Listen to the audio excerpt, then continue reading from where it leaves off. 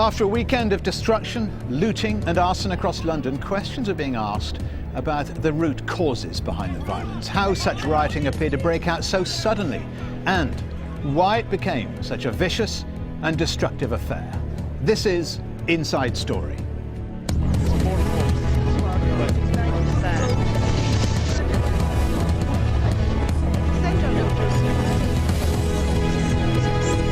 Hello and welcome to Inside Story. I'm Stephen Cole. Tensions were running high after police shot and killed a man accused of being a gangster in the London borough of Tottenham on Thursday. At first, there was a small and a reportedly calm protest by members of the man's family, but within hours the protests had escalated into arson, violence and mass looting. Parts of the borough in North London were left in ruins after crowds set fire to cars and buildings, and there were more disturbances on Sunday night, 8 kilometres away in Enfield, with shop windows smashed. More than 150 people have been arrested. Trouble then broke out in Brixton in South London. Later, the British police condemned a wave of, quote, copycat criminal activity right across the capital.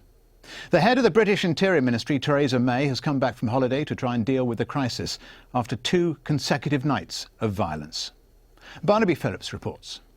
There's no access to the high street. It is completely closed. And this is why. The sorry results of a night of rioting and theft in Brixton. The mob have long since gone, leaving police and shop owners to pick up the pieces.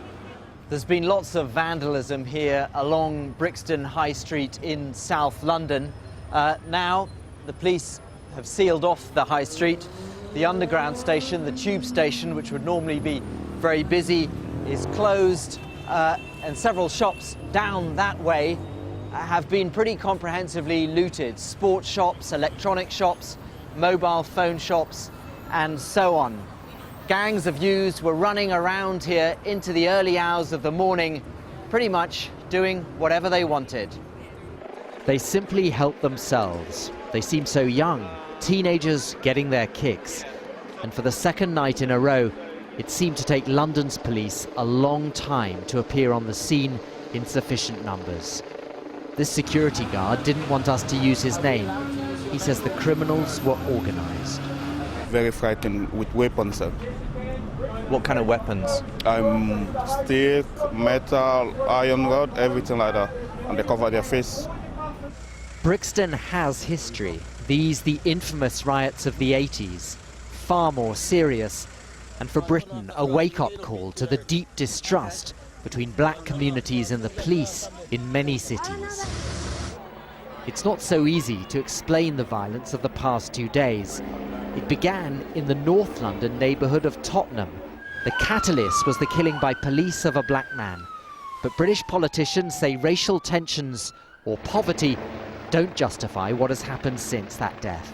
People indulging in violence and looting and theft have no excuse to do that whatsoever when you see the damage that is done to people's homes, to their businesses, and the sense of insecurity that it creates in many communities throughout London. The questions are uncomfortable. Is this just mindless violence? Or has London failed to address deep social problems that it thought belonged to the past? Barnaby Phillips for Inside Story. Joining us now from London are our guests. Firstly, John Pitts. He's the director of the Vauxhall Centre for the Study of Crime at the University of Bedfordshire. Also joining us, Mehdi Hasan, senior political editor at the New Statesman. And finally, Martin Bentham, Home Affairs editor at the Evening Standard. And start with Martin Bentham. What happened in Tottenham, Martin, and elsewhere in London? Was it a race riot? Was it criminality? Was it pure opportunism, a chance to attack the police? What happened? I think certainly it was some of the latter. It partly depends. Well, Tottenham was slightly different to the events that you've seen over last night. I think in Tottenham there was clearly some concern about what had happened in the shooting on Thursday of Mark Duggan. There was this peaceful protest outside Tottenham Police Station. Some dispute about what happened to trigger the violence, although the police were saying today that what had ultimately led to the violence breaking out was two people setting fire to police cars or a police car further down Tottenham High Road, and that from there violence escalated very quickly. That was about 2 or 3 hours after the initial protest had started, and the family has said themselves that they did not condone this violence. It was nothing to do with them, and that other people then capitalised on their protest.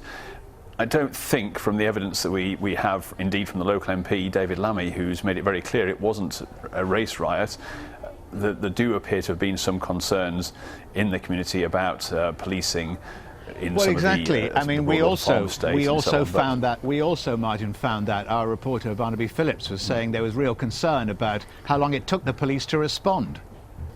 I think that's true, although again I suppose it's quite difficult. They were certainly caught by surprise because they weren't expecting. The relations there have not been quite so bad as in say 25 years ago, and so they weren't expecting this protest to turn into what it then did turn into. There are questions as to whether maybe they should have been more prepared and more aware that a fatal shooting might lead to some trouble. Those questions are still being asked, and certainly there were some very disturbing scenes of looting taking place many hours after the initial disturbances had begun. Mehdi Hassan, do you agree with that? The police are often the soft target for criticism in a case like this, aren't they? Well, they are a target for criticism. I'm not sure if they're a soft target. They can look after themselves. I think it's only natural that some of the criticisms, if not a lot of the criticisms, is going to look at the police. Well, rather than criticisms, I think questions. I think there are questions to answer, definitely, for the police. How can there not be when rioters are on the streets of London? When we saw on Saturday night, as the police themselves have admitted, they simply, they were caught unawares a little bit. There were not enough police officers. There were people destroying property.